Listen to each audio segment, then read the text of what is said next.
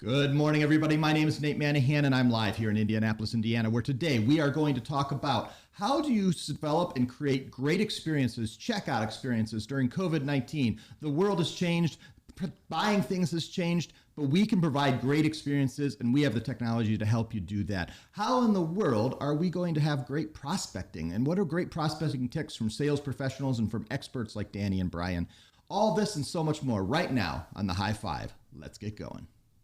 The time has come, the questions are said, opinions hide, discussions are led, a show about nothing and everything, it's all the same.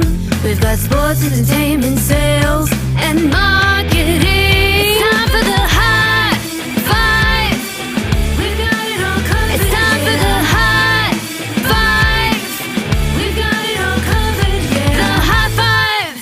The High Five. That's right, everybody. It is time for the High Five. And I am going to be joined here momentarily. Let me bring them up on the screen on the left-hand side of the screen. I think that's a Cubby shirt. I can't quite see the bottom of it there. There's the button. It says the button, and there's a story behind it, Nate. All right, well, let's find out. He is the man who coaches the best basketball teams, he coaches the best agents, and he coaches his best kids. Mr. Brian Linke, how are you, Brian?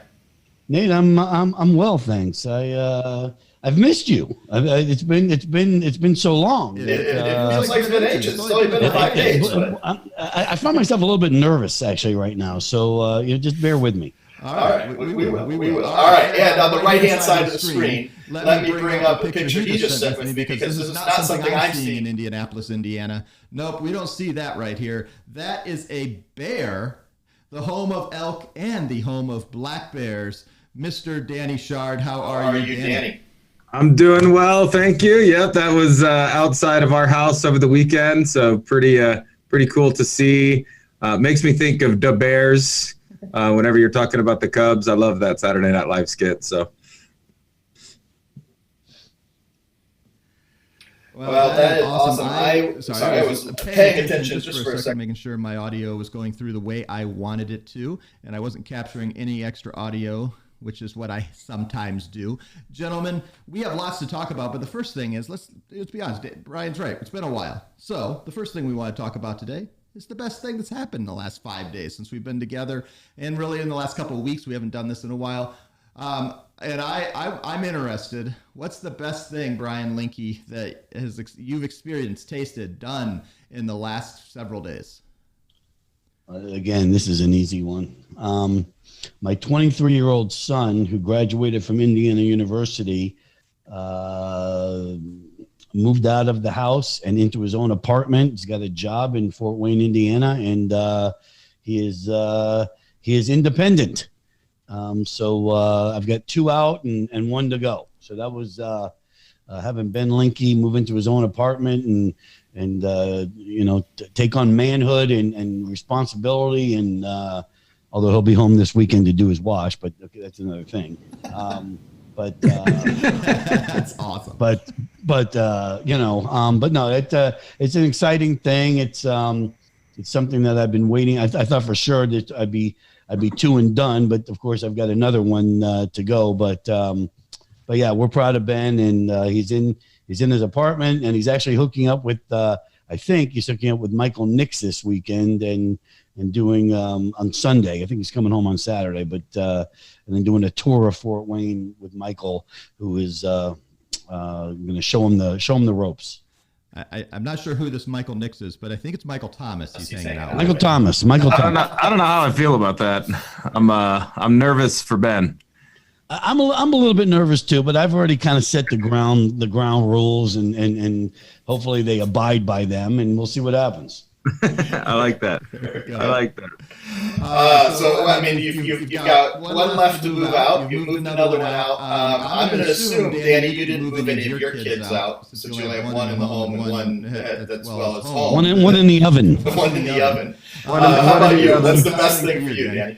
Brian's got 4 more years, and we've got 40. I don't know, forever. Yeah, it's we did not move any kids out this weekend. Although I'm sure my wife might have considered it at one point. Our little 3-year-old is going crazy, but that's what they do. They're 3s. He's doing what he's supposed to do. I think the best thing from this weekend is I got a new coffee cup. Fatherhood nailed it. From my boy Bodie, so that's the excitement of my world. I got for Father's Day. I got to buy everybody dinner in Fort Wayne, Indiana. How's that? That is true fatherhood right there. I mean, you can't get any more real than that, can you? No, trust me. You know, we went to the place, the Japanese place where they flipped the things up in the air and the whole thing, and I thought I was going to get out cheap. Let me tell you something. Those places are not cheap. I'll tell you, though, I got this coffee cup, and I couldn't help but think of how much my life has changed in the last 5 years to now I'm a dad getting coffee cups on Father's Day.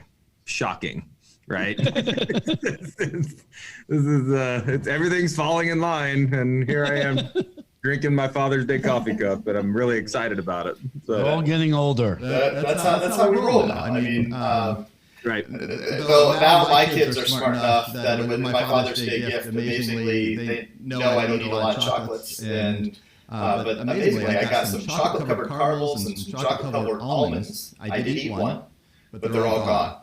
We can figure out who ate the rest. Not sure.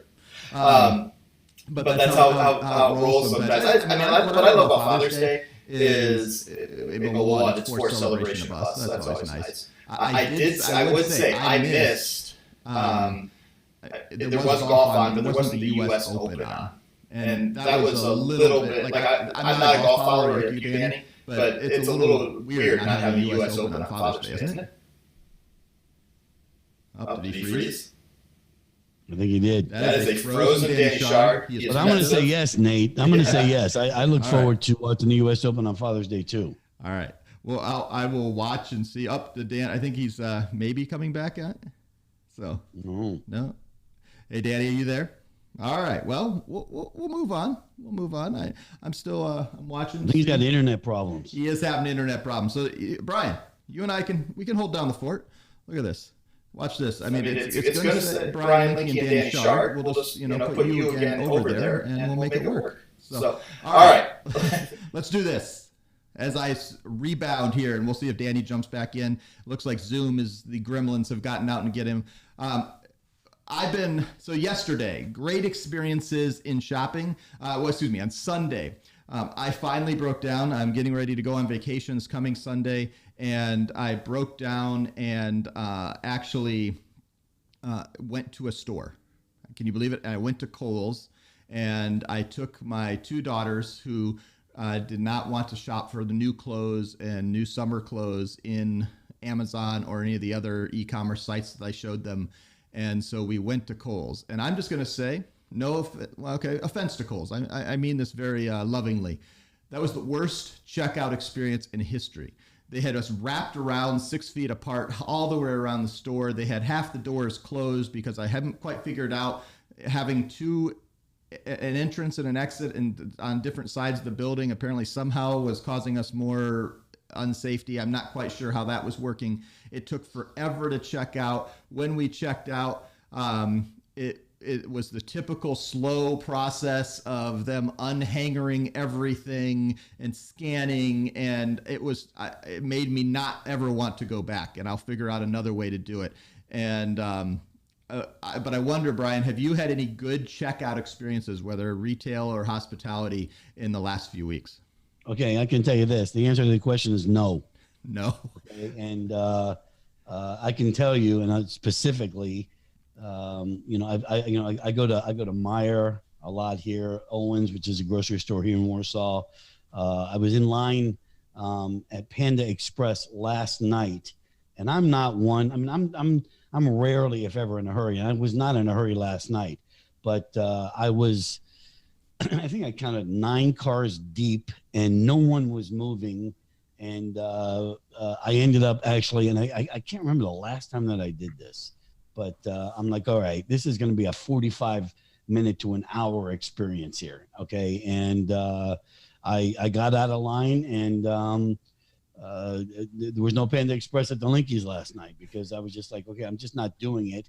Went over to the little Hispanic place and got a bunch of tacos and went inside and did that. But I don't know what it is with retail right now. I think, well, I do know what it is. I think a lot of retail places are struggling. I think they've let a lot of people go, and with that, they're trying to make ends meet by getting skinny as far as employees, which obviously slows things down. But yeah, another place here in Warsaw, Dunkin' Donuts, or Dunkin' actually now, whoever manufactured that parking lot did a very poor job, because about 8 cars and you're in the middle of the road.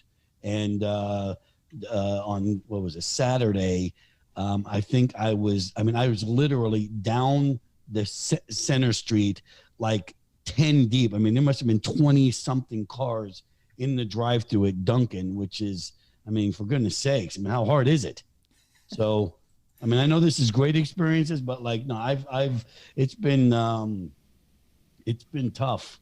I can tell you that. Well, so the idea now is we've got to provide, because you don't want to go back. And if you have given an option, you're going to choose the great experience versus the miserable experience. Danny is back with us live. The internet gremlins have allowed him out of his hostages, and we paid the money, and he is now back with us. Danny, have you had any great checkout experiences at any type of institution that you've gone to?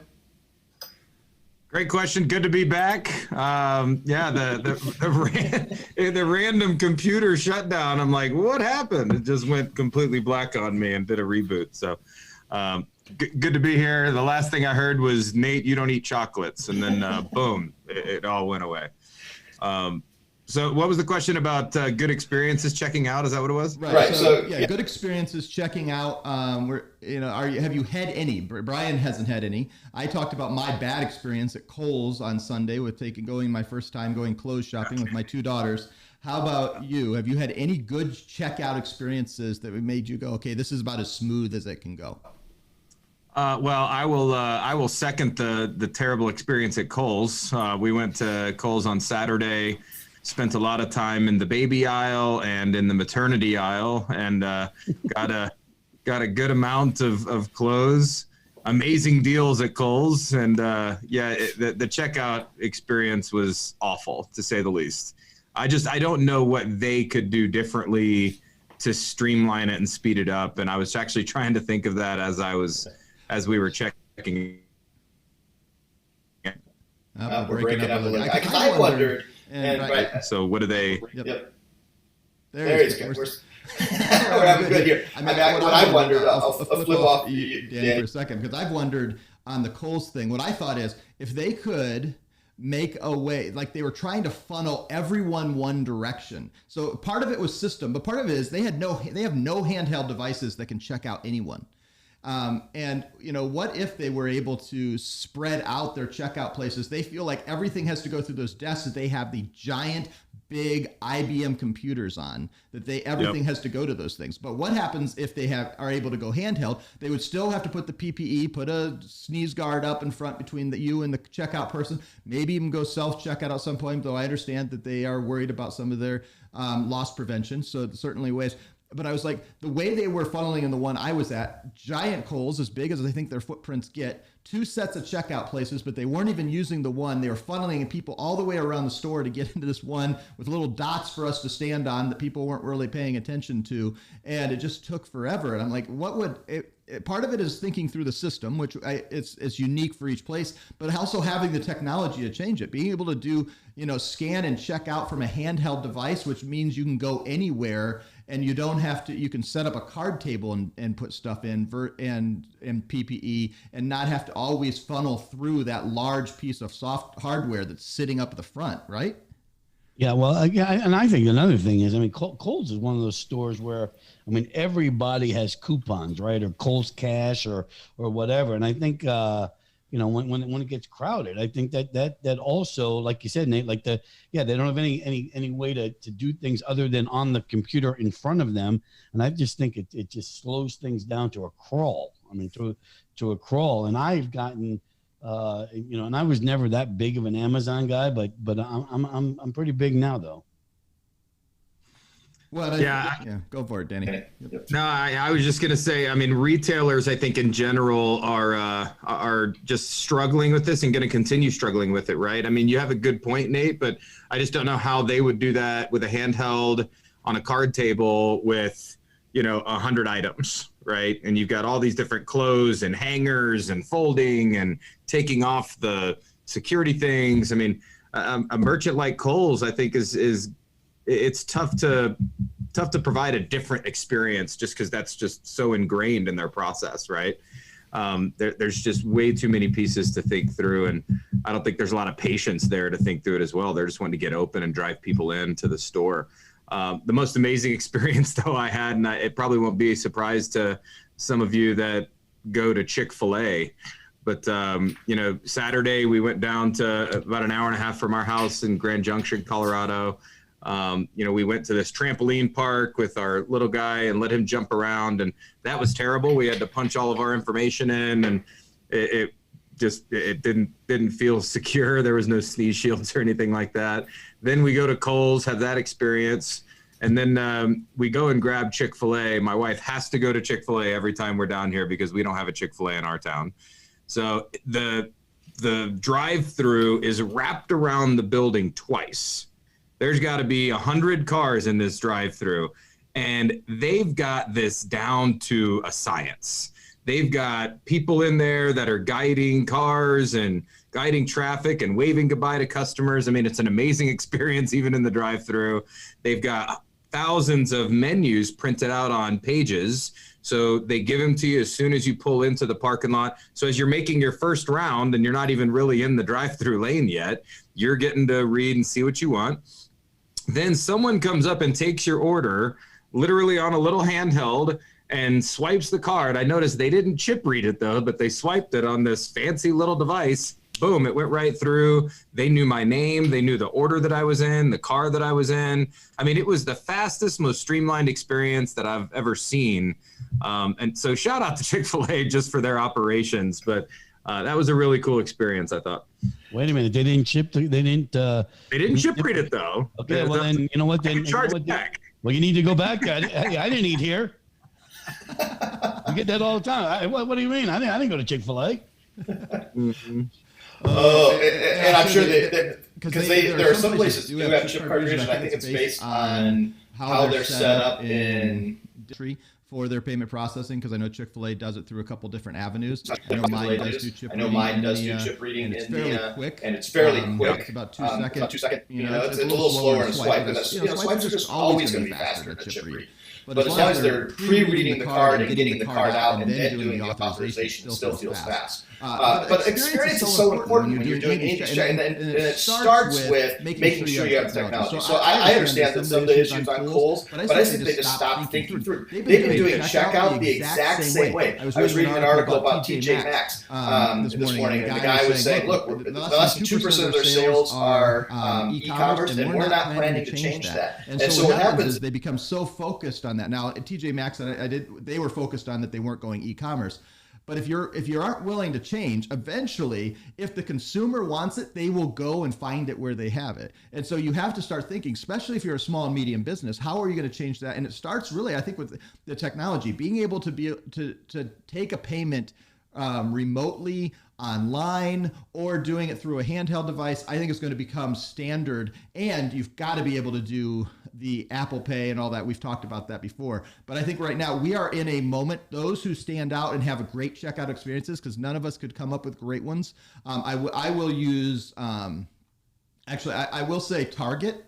I did a pickup from them from their curbside pickup, and that was as smooth as can be. I pulled in, I put in the app that I was in stall stall number 3 or whatever I was in. They came up, I popped the door, I put my driver's license up against the window, and boom, I was out of the door. And I thought that was a great experience. I will give credit to them. It was a big fix for that last mile concern that we have a lot of times where, I was able to literally order and pick up in about 25 minutes because Target wasn't that far from me. Versus even Amazon can't get it to me that fast.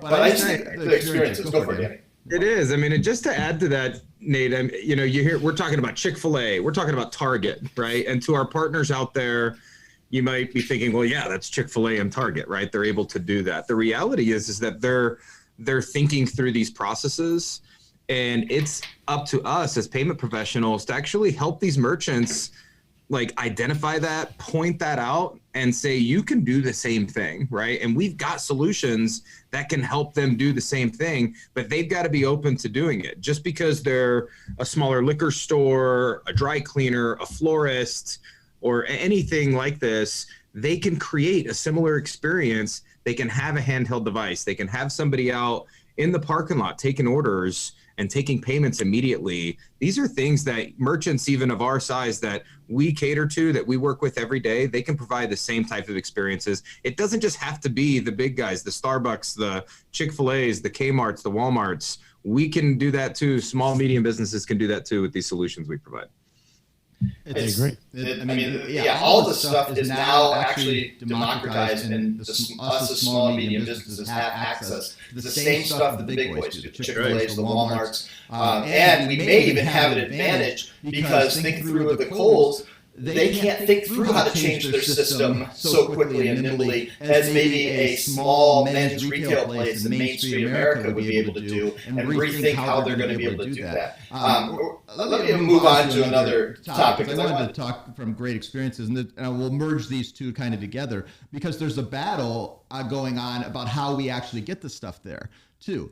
The Uber Eats, the Grubhubs, and the hospitalities. You have the Instacarts and the Mercados and a bunch of other third-party systems, the Postmates that are doing things in retail. But now it's the final mile, getting to the home, that is becoming the push. People like to have things delivered, but they don't want to pay all that much extra, and they want the convenience of it. And then the restaurant's saying, hey, I don't know whether I should have delivery, but if I use a new Grubhub or an Uber Eats, I'm going to give 20 to 40% of my pay over to them. And so suddenly my revenue drops, even though I get a few more orders, and that quandary. And I'm interested, guys, we all live in different markets. I live in a larger market, so all of them generally exist here. I can get about anything I want delivered in the next 2 hours here in Indianapolis. For you guys, a little less delivery. But what are you seeing and hearing? What are you thinking about when it comes to having your products actually delivered to the home? I can tell you this. What I'm thinking is, I wish it would happen. I wish I could do it. Yeah. Because in Warsaw, Indiana, like Uber Eats and things like that are just not existing right now, just because of where I live. So I just, I'm envious, Nate, of what you're doing. So I'm not sure if I can answer that question, just because I don't have that accessibility. Well, but also on the small and medium business, the downside is that they're giving, DoorDash is taking upwards of 30% of the transaction costs in order to get paid, and they're still not profitable. And this is true across the board. Uber Eats is maybe a little more profitable just because they have other logistics they're playing in there. But all these companies are all struggling to make money. and yet they're taking huge margins. Danny, what do you see? I mean, what do you think? I mean, delivery, right, on the consumer, we all want it. But on the business owner, it's hard to provide it if we're having to go through a company that's going to take 30% off the top. Yeah, I mean, and historically, all of us think delivery, pizza, Chinese food, maybe. Trying to think of anything else that stands out that we've known for decades has had delivery services, right? In most major cities, you can get just about anything delivered. Well, you're right. And Brian, I think you and I are a little more numb to that because we're in smaller communities, right? So we're just used to not having that and going and picking it up. And I think a lot of people are, but you're right. A lot of people want the convenience. I will tell any business owner and talk to any partner about this, that a business owner is doing their business a disservice by partnering with a Grubhub or an Uber Eats, right? They've got to participate with those vendors to be able to provide that service. And they think, wow, I want to start delivering. I got to do that, right? And they're going to give way too much margin. In fact, Nate, you probably know the numbers better than I do, but they would save money even having a full-time delivery person as opposed to paying out that percentage per sale to third party like that, right? Well, and really now I consider that DoorDash, Grubhub, and all those third party, I consider them more of a marketing tool than they are an actual logistics tool. And I would, if I was a restaurant owner, I'm not, but I've coached some restaurant owners, I think I may use them at times, but I'm going to do everything I possibly can to focus on getting them to come to my own app, my own online ordering, and all the stuff, the logistics that's running the delivery of all those systems now all exist for a small and medium business. It's just like what we were just talking about. What Kohl's and Walmart are doing and the Apple Store, the technology exists for us when it comes to the small and medium business to do delivery. We can get you up and running on an app. Like, in fact, through June 30th, a merchant could get up and running on an app that has complete delivery modules and tracking and everything for free for 60 days and, up to around $99 a month. And you could quickly make that money back so quickly than on the margins that you're giving up to DoorDash and Grubhub. But this is the other thing. I think as this world is changing, we've got to think through. Whoever gets first to the market is going to be the ones that people think about. Why do people think about pizza for delivery? Because people have already done it. Chinese food and pizza were the first ones to do it. Papa John's, Domino's, they all figured out how to make sure that works, not only in the big city of Chicago, but in Glenwood Springs and Warsaw, Indiana. And so I think we've got to think through whoever jumps on there, because the technology is there. It's not. It takes a little bit of work to set up sometimes, which some merchants aren't willing to do, but it's, at the same time, it's all there. And let me tell you, the playbook is not that hard, and it's available. But I'm not seeing a lot of our merchants jump in there and be willing to do it. What do you think that is? What's holding them back? I just think what's holding them back is just change. Absolutely. And they're just, they're just not willing to put their toe in the water and test it out. And, I just think it's like, okay, we're sliding by here. But again, that's where our agents, our partners, that's where the sales comes in, right? That's where you have to sit down and, with your merchants and talk to them about the advantages of doing that, and rather than just going in there and breaking rule number 5, which is don't sell price, right? Because that's what that's a mistake that a lot of our agents make, is that we've actually got a couple of kids here in the office, and I sat down with one of them yesterday. We talked about that because he was in there, and I guess he's gone into a couple of businesses telling them, okay, we're cheaper than everybody else. Well, first of all, number one, you don't know that until you look at a statement. So you're basically telling the guy a fabrication. I'm not going to call it a lie, but so yeah, I mean, I just think it's just another service that you can offer your merchants, which means going back in there, sitting down with somebody and explaining to them the advantages of it. I totally agree. I mean, the change is a concern for some. You've got a lot of small, medium businesses that don't really market their business, right? They open up, they put the sign up, maybe they've thrown something in a newspaper ad every now and then or something like that, but on a very small scale. For the most part, they just open up and hope the traffic comes in, right? So thinking of different ways to getting in business, they probably are a little shut off by, well, I'm not I'm not Walmart, I'm not Kmart, I'm not the big guys, right? So I can't do that. And they're also scared of the uncertainty and the technology, right? There's a lot of unknown with that. And that's on us too, and all of our partners out there. Talk to your merchants about how simple it can be. Nate, like you're talking about with Applova, custom app build. These are systems and solutions that can almost be turnkey for them, right? I mean, they can literally turn it on. They will create and do the entire thing for them, start to finish, and help the merchant basically get started with it quickly. And you don't have to be an expert in technology. Brian Linke can do this in about 15 minutes. Well, shout out to Andrew Battle. I don't think he's ever watched our show, but Brian got thrown to the bus. But what was that?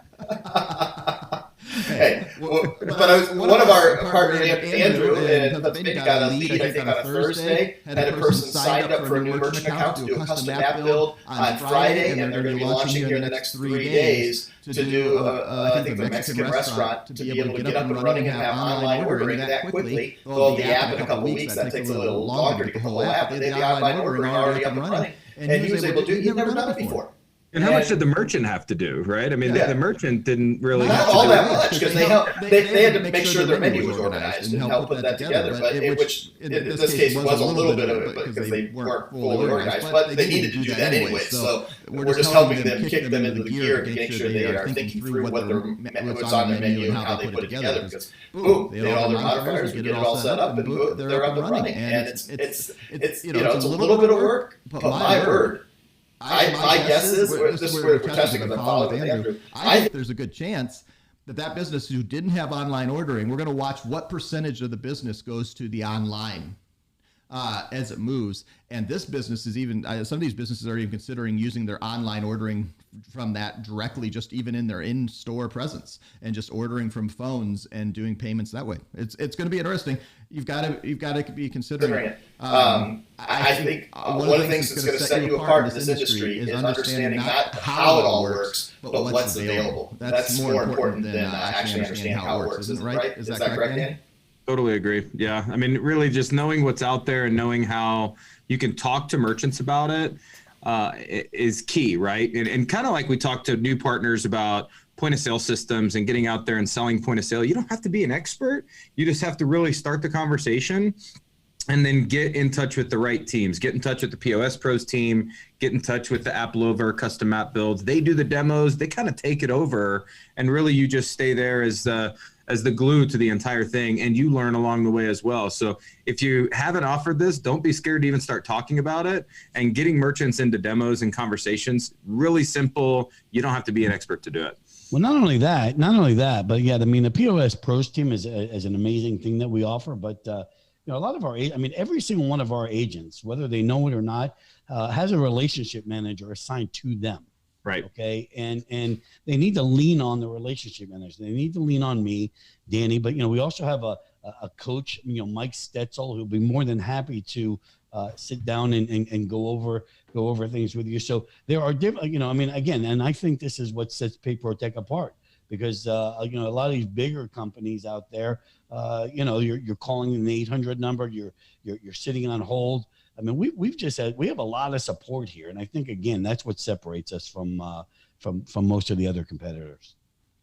I totally agree. All right, we're going to move on, and I'm actually going to skip. It's our time set. We're going to go to our last topic of the day. I'm interested. A lot of our partners I've been talking to yesterday, I spent time talking to several of our partners, and they're looking like, how do I start prospecting? What's a tip? What's something tangible that I can do? What's the first thing you would do? And we ask this question often, but I like to bring it up because the world is your oyster and there's lots of opportunity out there. But if you don't know where to put the first step out there, you get frustrated. So I thought, let's go to the professionals. We have two of the greatest sales professionals in mankind, Mr. Brian and Danny. Can you start us out? What is a tip of prospecting that you would give one of our partners? Oh gosh, I have a lot. I might talk too much on this one, but I actually had a conversation yesterday with a partner that's fairly new to the industry, but coming in out of insurance, and they don't know anything, right? They don't even know how to start the conversation, but they've got a lot of contacts that are business owners. So obviously the first thing in regards to prospecting for someone that's brand new, I'm saying talk to somebody that you're comfortable with and have a really good relationship with, and just kind of break the ice and get a first deal closed so you know the process. That's the first thing, right? As far as prospecting, going out, trying to get new business, I think one of the most important things that partners start to do is knocking on doors, introducing themselves. There's some really cool techniques that we've talked about before, like taking in paper rolls with your business cards, right? Like that old school is still a cool way to do it, but also kind of tough right now, depending on the market you're in with COVID. So there's some challenges with that. I think one thing that partners are not doing enough of is continuing to build those referral partnerships, talking to people about how you can provide these services, right? We talked about that last week, and you've got all these different opportunities to set up referral partnerships. You can't let that go outside of your mind whenever you're prospecting and trying to drum up new business, because that's also a way to drum up new business. But if you're prospecting, whether it's trying online, over the phone, or still trying to do some old fashioned and still trying to walk into businesses, if you're not leading with the things that we've just talked about, cash discounting, simplifying processes, helping these merchants identify ways that they can, get away from the counter, right? And check customers out. These are all things that should be talked about, and that'll help you stand out in the market. All right, how about you, Mr. Brian Linky? What are some things that you would say are some good prospecting tips, those tangible things to get going on? Danny always goes first when he always jumps in and takes all the. He said Danny, so of course I had to take it on. I mean, it was actually the reason I brought him up was simply because I hit the wrong button and I brought his picture up with mine, and so I had to go with him. So it's a production error. I apologize. Actually, you said my name first. So I was about to jump in, and all of a sudden, anyway. That's okay. When you're the producer as well as the host, it just takes a while. Right. All right. Well. So here would be my advice. And again, we've got Matt Hoskins, both of his sons are in here, and we sit down. Well, we don't sit down. They come into my office and sit down, and when I'm off the phone, they start asking me questions. But I think that this business, this industry, is hard. I mean, I've said this in Vegas, I've said this in Atlanta, I stand up in front of our partners, and I say the same thing every single time.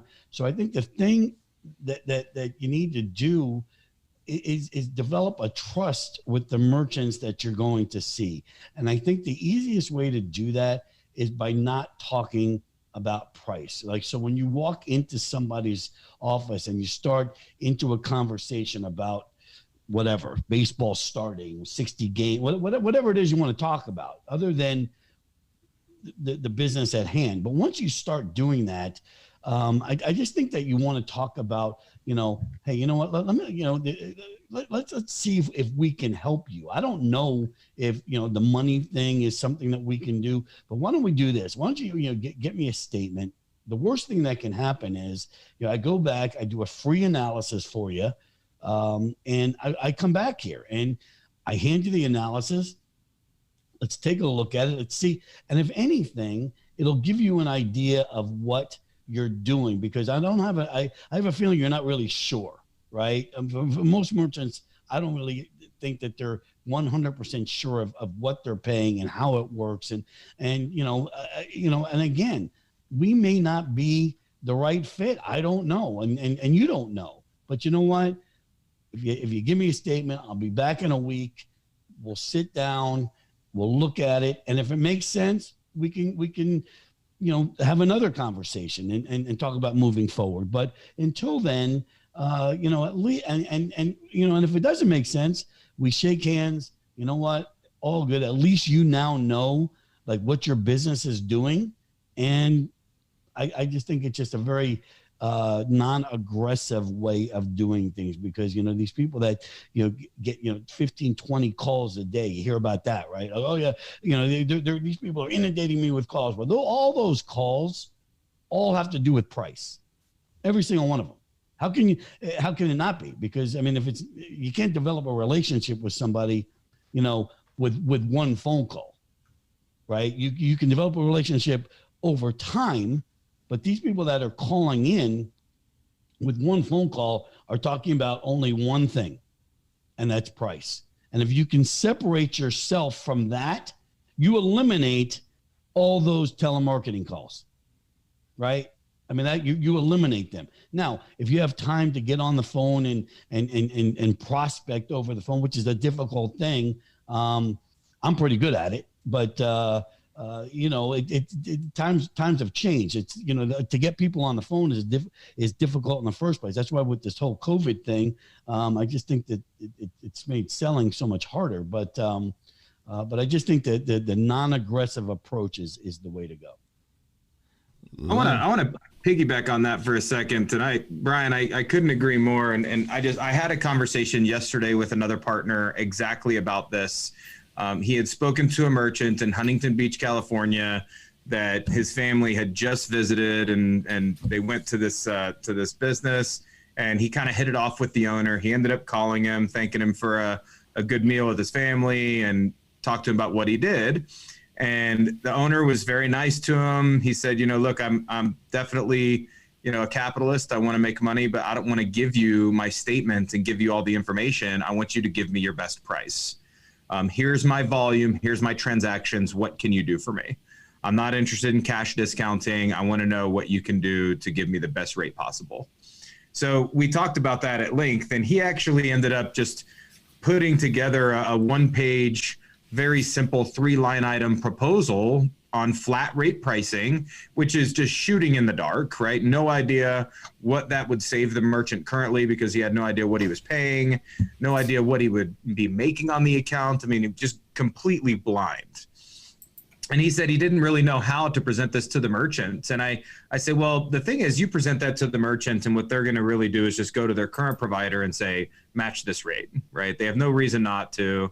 They're just using you as a pawn. And that's your only thing is price, right? You're not standing out in any other way. And I think a good way to relate to that business owner, it's a big bar restaurant, is, are you trying to make sure that you've got the best price cheeseburger on your block or in a 3-block radius of any business? And the answer to anybody's going to be no, right? Whether it's $8.95 over here for a cheeseburger, $12.95 at this location, whatever it is. The thing is that people are not going to that big, nice bar restaurant for the price of the cheeseburger. People are going to that big, nice restaurant for the theme of the restaurant, the service that they get, the atmosphere, kind of the entire thing, right? They want to be in there, and they'll pay $12 for the burger, as opposed to going and sitting on the picnic table at Linky's Burger Stand and paying $9 for the burger, right?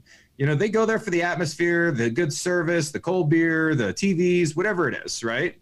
And I think that is relatable to merchant bank card processing in our side too, right? You don't necessarily need to be the cheapest. We need to provide the best atmosphere, and that can be from the solutions that they're using, to the service that you're providing, to the back-end tools that they have access to. Like, this is the atmosphere for the merchant as far as processing is concerned, right? And so maybe they might pay a little bit more than what they're paying today, but they're going to have a night and day experience than what they would have going with Linky's Burger Stand, right? And I think this is just going along with what Brian's saying. If you're leading and selling exclusively on price, you're going to lose 95% of the time, right? And in fact, a lot of times, even before cash discounting, we were talking to partners about increasing merchants' rates because it was just a race to zero, right? Take that merchant from 5 basis points to 15 basis points, 20 basis points, and add all this value, right? Talk to them about these additional things that you can do and how they're going to get a lot more for that 10 or 15 basis points that they're paying, which when you give that dollar amount to the merchant, they're like, oh, really? That's it? So there's a lot to be said about that price. And that should be really the last part of the conversation. If cash discounts and if eliminating fees is off the table, right? You've got to just take it over with all these value adds. Well, again, right. Remember that the 15, 20 calls they're getting a day is all are price related. Absolutely. Right. Well, and I think one of the things, we have a couple partners trying this, and this is a bold thing that I'm seeing it, where they're actually putting the statement on and the analysis and saying, look, I'm not selling you on price. In fact, this is exactly what I'm going to make. Here are the things I'm going to give you for what I'm going to make off you. Because at the end of the day, we make a small portion of the whole pie. And when you start selling on value over in price, and even the value of what you represent as a partner, because that's a very different proposition than the value of just what that VX520 or even a Paradise POS or hot sauce. It's thinking through, hey, I'm willing to walk in here and say, I'm worth it. And that's a bold statement for a lot of our partners, right, Danny, to say that. And some of them probably may not be. So we're going to work on helping you grow and become that. But I mean, that's a bold statement to sell on. When you're buying on yourself, hey, I'm going to sell on myself. I believe in who I am. That's exactly right. I mean, and having the confidence to say that and go in and sell with all these different value adds and basically not sell yourself short, right? Because like Brian's talking about, when you're walking in exclusively trying to cut down price and sell on price, and that's the only main selling point that you're focusing on, then you're selling yourself short too. You're not adding enough value yourself or the services that you provide. Rate is the only thing, and anybody can do that, right? So it's how do you stand out locally as well as with the systems and programs you provide, and having the confidence to say that to a merchant that I'm worth more than the 5 basis points that you want to be charged, right? And I think partners can take a lot from that and add a lot more value to it. But price will okay, that's one of the 7 rules, or do we have 8 now? But 7 rules of life, and don't sell price is one of them for a reason. Number 5. Number five. All right, everybody. Well, we're going to wrap up here as we close out our Wednesday high five. We're kind of, as the summer goes on, I've kind of redirected Wednesday, Thursday, Friday. We have high fives live right around 10 o'clock in the morning. Then we're going to be sending those out in a variety of formats. But we're also going to have other live programming. The next 2 days, we're going to be talking about how can you get trained in this industry.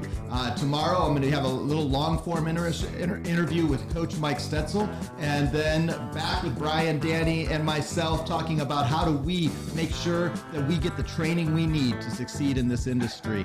As we close up with our closing words, let me bring up our gentleman, the better, the wiser, Mr. Brian Linke. What would you say to our partners and our fans as we get going this Wednesday, April 24th? We've got counting today. What do we have? 5 selling days left in the month.